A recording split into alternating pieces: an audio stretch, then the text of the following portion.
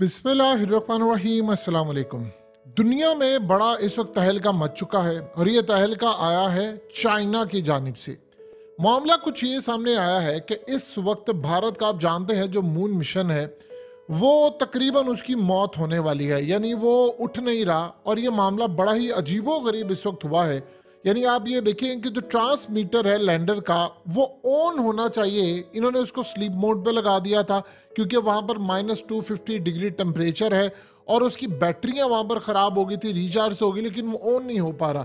अब जब तक उसका जो ट्रांसमीटर है लैंडर का वो ऑन नहीं होगा, कनेक्टिविटी नहीं होगी, और जब तक कनेक्टिविटी नहीं होगी तो ये काम नहीं होगा। तो उन्होंने कहा है कि 30 सितंबर आखिरी टाइम है, तब तक अगर ये नहीं ऑन होता तो हम यही समझेंगे कि इसकी मौत हो गई है और ये हमेशा हमेशा के लिए हमारा वहाँ पर सफ़ीर के तौर पर हम वहीं उसको छोड़ देंगे और हम अपना जो मिशन था वो मुकम्मल कर लेंगे।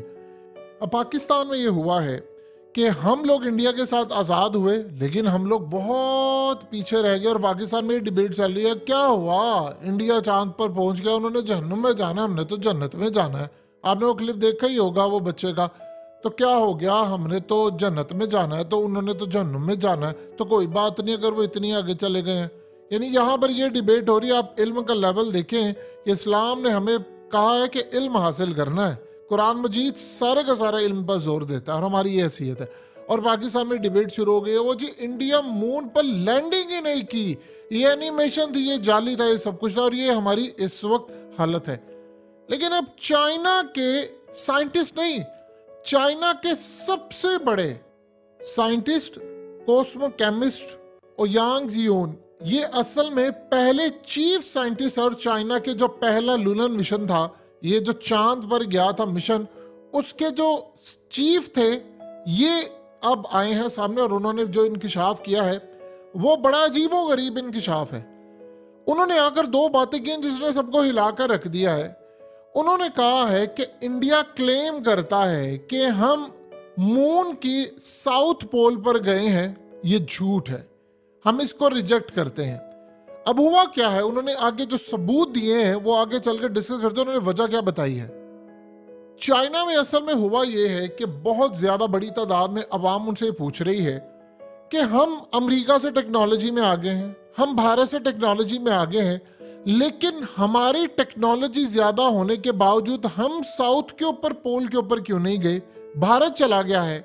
और ये हमारे लिए इतनी शर्म की बात है कि हम दुनिया के अंदर भारत से 200 साल आगे होने के बावजूद भी हम क्यों उनका मुकाबला नहीं कर पाए और साउथ पर क्यों नहीं गए हैं। अगर वो जा सकते तो हम क्यों नहीं जा सकते। सच सामने वहां पर इतनी तनकीद हो रही है कि भाई दिन रात चाइना के लोग काम करते हैं, टैक्स देते हैं, चाइना की तरक्की होती है, हमारे स्पेस प्रोग्राम में इतनी तरक्की है, तो हम क्यों नहीं जा सके। क्या ऐसी चीज़ें भारत ने कर दी है जो हम नहीं कर सके, अमेरिका नहीं कर सका, सोवियत यूनियन नहीं कर सका, तो भारत ने कैसे कर लिया।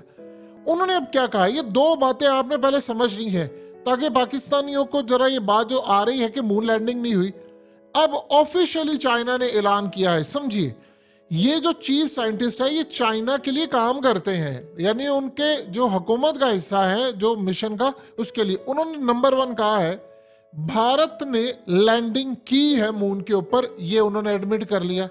लेकिन उन्होंने कहा है कि भारत ये जो कह रहा है कि असल में हमने साउथ पोल पर लैंडिंग की है, ये गलत बात है, हम इस चीज को तस्लीम नहीं करते।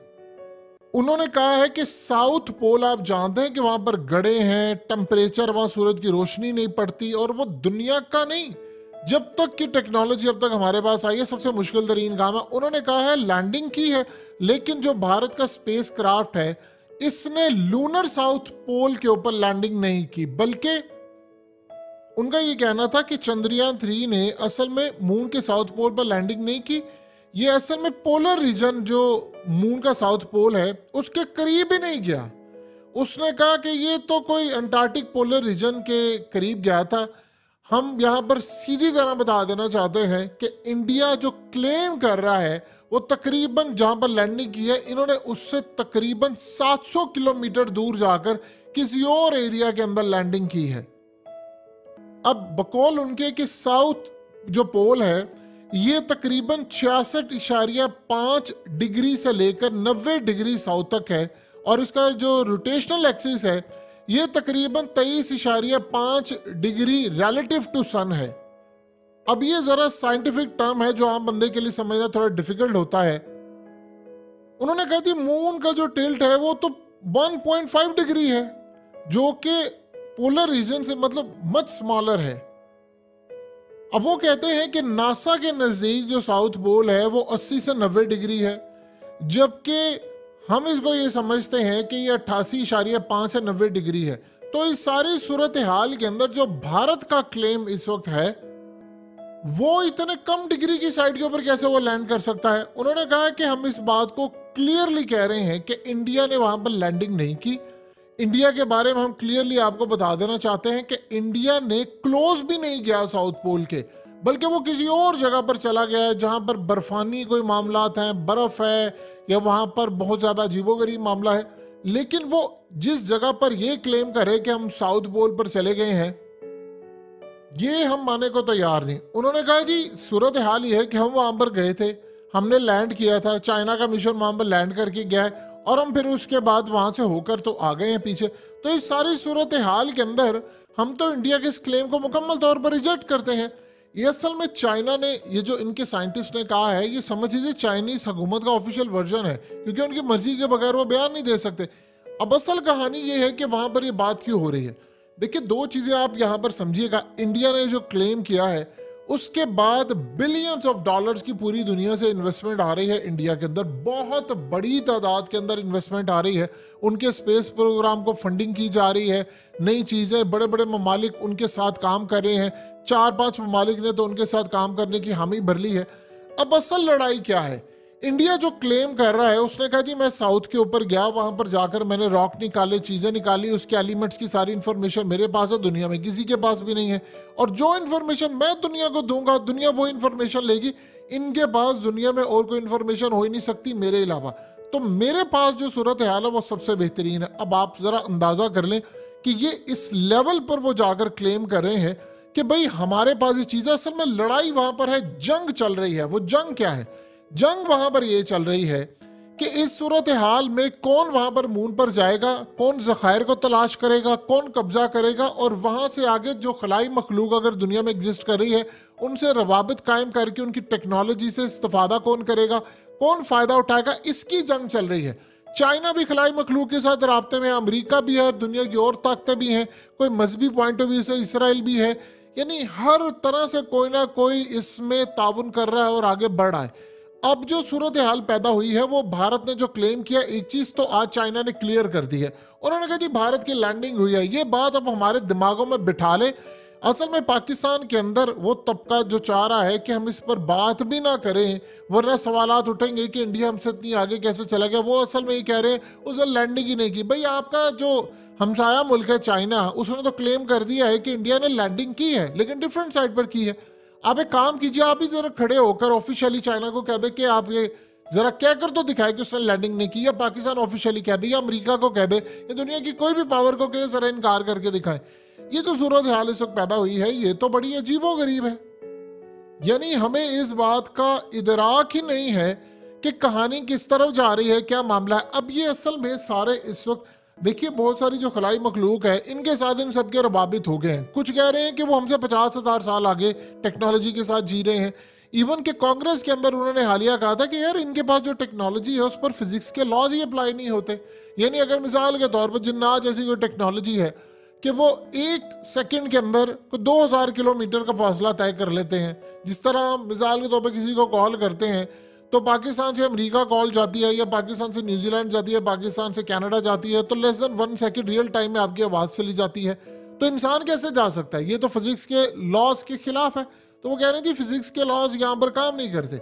अब यही सूरत हाल है कि भारत ने वहाँ पर क्लेम किया है। भारत कह रहा है कि मैंने वहाँ से जो रॉक उठाया है मुझे तो पता चल गया कि वहाँ पर इंसान रहता है नहीं रहता, पानी है नहीं है। मैंने असल में इन्होंने जो वहाँ पर रोवर था उसके अंदर जब वो रॉक और ये मटेरियल डाला तो वो साथ साथ यहाँ पर इनको पता चलता है कि उसकी प्रॉपर्टी क्या है, वो उसका एलिमेंट क्या है, उसमें क्या चीज़ पड़ी हुई है, क्या चीज़ नहीं पड़ी हुई। तो वो सारी भारत ने तमाम की तमाम तफसीलात लेकर रख ली और उनके साइंटिस्ट वहाँ पर काम कर रहे हैं। अब जहां तक ये बात है कि भारत का ये मिशन वहां पर उसकी मौत होने वाली है, देखिए हो जाएगी उसकी मौत, इसमें कोई दो राय नहीं, क्योंकि सिग्नल इस वक्त जो वो दे रहे हैं वो सिग्नल वहां से उठा नहीं रहे। लेकिन सवाल ये पैदा होता है कि भारत दोबारा जब मिशन भेजेगा तो वो मिशन वहां पर रुक जाएगा, यानी वो दोबारा जब भेजेंगे तो वो दोबारा बेहतर तरीके से भेजेंगे। उन्होंने कहा है कि अब इसी को मद्देनजर रखकर हम अपने जो साइंटिस्ट हैं उनकी मदद से तैयार करेंगे और अपने एस्ट्रोनॉट्स को भेजेंगे वहां पर, और वो वहां पर लैंड करेंगे। आप जो मर्जी कोई कहता रहे, उसने उधर लैंडिंग किया, उधर लैंडिंग की है, फलानी जगह पर की है, भारत लैंड कर चुका है। और मून लैंडिंग कोई खाला जी का घर नहीं होता कि आप चले जाएं और आपने चुप करके दी और लैंडिंग कर ली। भाई इतनी सूरत हाल है, 75 साल। अब पाकिस्तान अगर लैंडिंग करना चाहे तो हम 40 साल बाद जाकर भी लैंडिंग ना कर पाए, हम इतनी पीछे हैं उनसे। तो सोचिए 40 साल बाद वो कहां पर होगा, क्योंकि इसके लिए आपको दहाइयों की मेहनत चाहिए होती है, दहाइयों के मिशन चाहिए होती है। 2008 में भारत ने मून के ऊपर पानी दरियाफ्त कर लिया था, तो हम वहां पर झक मार रहे थे बैठकर, हमारे साथ ही आजाद हुआ है। कितने एस्ट्रोनॉट गए हैं पाकिस्तान के फिजा के अंदर, बताएं तो सही ना अभी जरा।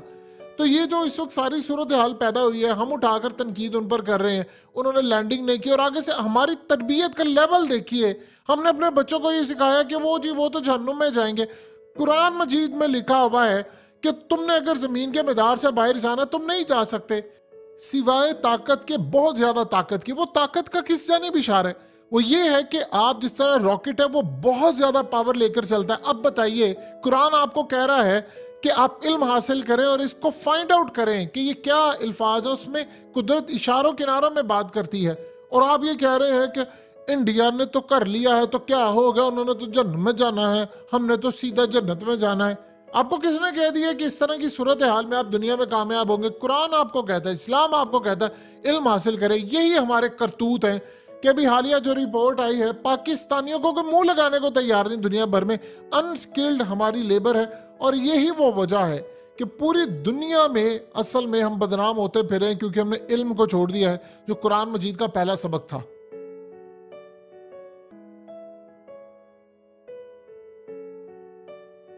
हकीकत टीवी को सब्सक्राइब करना मत भूलें, वीडियो को लाइक करें, शेयर करें और कमेंट सेक्शन में अपनी राय का इजहार ज़रूर करें।